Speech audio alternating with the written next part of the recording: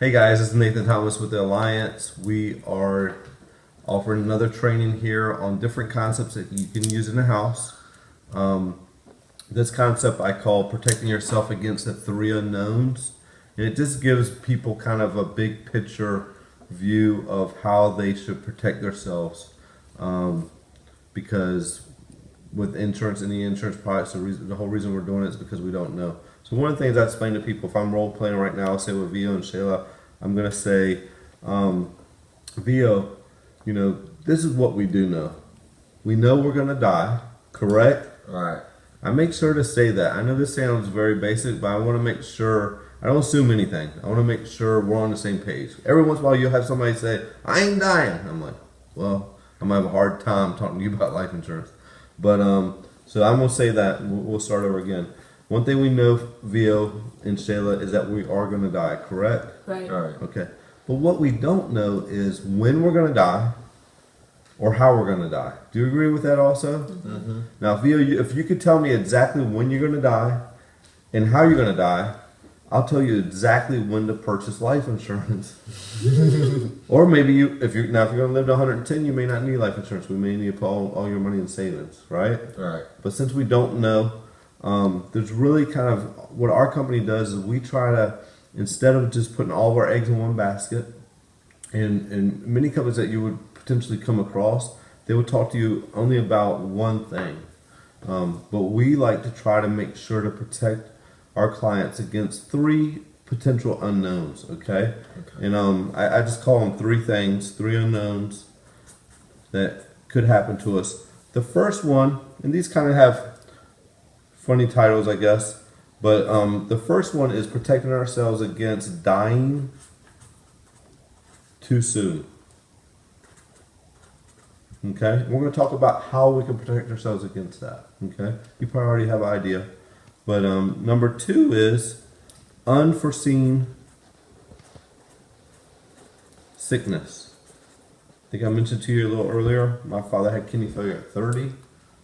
It was totally unforeseen. He was healthy, and all of a sudden he was sick. Have you guys ever had anything like that happen to any of your family members? Somebody got sick just out of the blue? Yeah. Yeah. Yeah, a lot of ways financially it can be devastating, right? Yeah.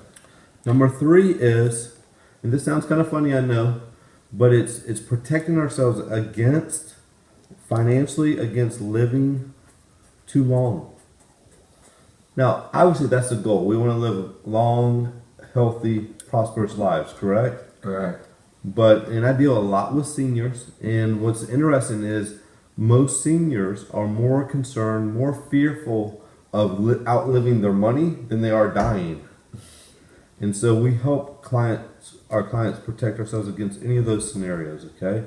And the basic concept is we don't want to put all of our eggs in any one of these baskets because we just don't know what's going to happen. Like I said, if you tell me exactly when you're going to die, then I can tell you exactly what to do, right? So the first one, protecting ourselves against dying too soon, obviously that's where insurance comes in, or specifically life insurance. Whether that's mortgage protection, whether that's final expenses, whatever, the types of life insurance, right? Right. Number two, unforeseen sickness. How would you say that most people protect themselves against getting sick and the financial cost of that? Health insurance. Health insurance. Health insurance. Okay. So let me ask you this. What do we know about people, Americans right now, on health insurance? This is all I know. People either have it or they don't. Correct? Correct. So some people have it, some people don't.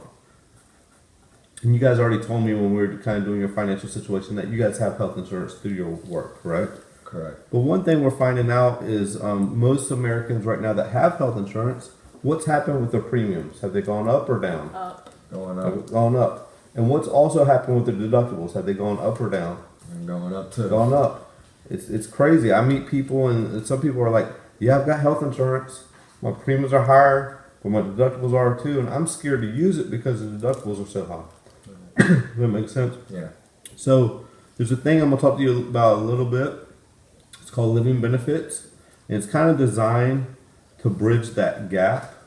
So that if you are sick, you can kind of take care of those deductibles. But also one thing to think about with health insurance, one thing health insurance never addresses is, like my father that had kidney failure at 30, yes, his medical bills were taken care of by his health insurance, but guess what happened to his income immediately when he got sick? Drop. It went to zero. So these living benefits could allow you to have access to money so that while maybe in the time period that you're waiting for, if you have a permanent illness, state disability kick in, it gives you options to get money, okay? Okay. Now, number 3, living too long. What can we do financially to protect ourselves against living too long? Any ideas? Retirement accounts. Okay, retirement, very good. And we talked about it a little bit earlier, that you've got a 401k, and Shayla, you do too also, right? Okay, what are some other things that we can do to protect ourselves against living too long financially outside of retirement? Maybe pay off our debts. Okay, pay debts down. We mentioned earlier a little bit about the option to do bi-weekly mortgage payments. That would help you guys. That's one of the reasons why I talked to you guys about that. Okay. Number 3, is there another option that you think? Savings account. Okay, saving. So those are some of the main things. There's other things too. But let me ask you guys this. Out of these 3, dying too soon, unforeseen sickness, and living too long, what would be your number 1 concern out of these 3 for you and your family? I know for me it's dying too soon. Okay, protect yourself against dying too soon. Okay. How about you, Sheila? Yeah, probably dying too soon. Also. Okay. Okay. Because I know you said you have health insurance and you have your retirement account, right? All right. So probably the biggest deficit right now in your financial plan is making sure that your finances taken care of, that you're replacing income or paying off that mortgage, right? Right. All right. Now, what's cool about our company and some of the products we deal with, most of the products that we deal with cover at least number 1 and number 2, but we even have products that cover all 3. And so, tonight, we're going to at least take care of number 1 for sure, but most likely number 2. We may not get into number 3 right now, but one thing I guarantee by being your agent, I will be back and talk to you a little bit more about other products, and I'll see you through this whole process because I don't want there to be any gaps in your financial plan. I don't want any of these unforeseens to happen, because let's say we take care of 1 and 2 and then all of a sudden you do live to 100 and we didn't take care of that, paying off the debts and saving our retirement programs as efficiently as we could, then we've kind of not put all, most of our eggs in these baskets and we ignored 1. So my job is to help make sure that we're spreading some of your resources in all 3 of those areas. Is that fair? Yeah. Yeah. Okay. Hopefully that helps, guys. This kind of just, I think, helps give people the big picture. Of course, we're dealing with folks that are middle-class Americans. When I got started in this business, I thought everybody knew a lot more about finance than I did.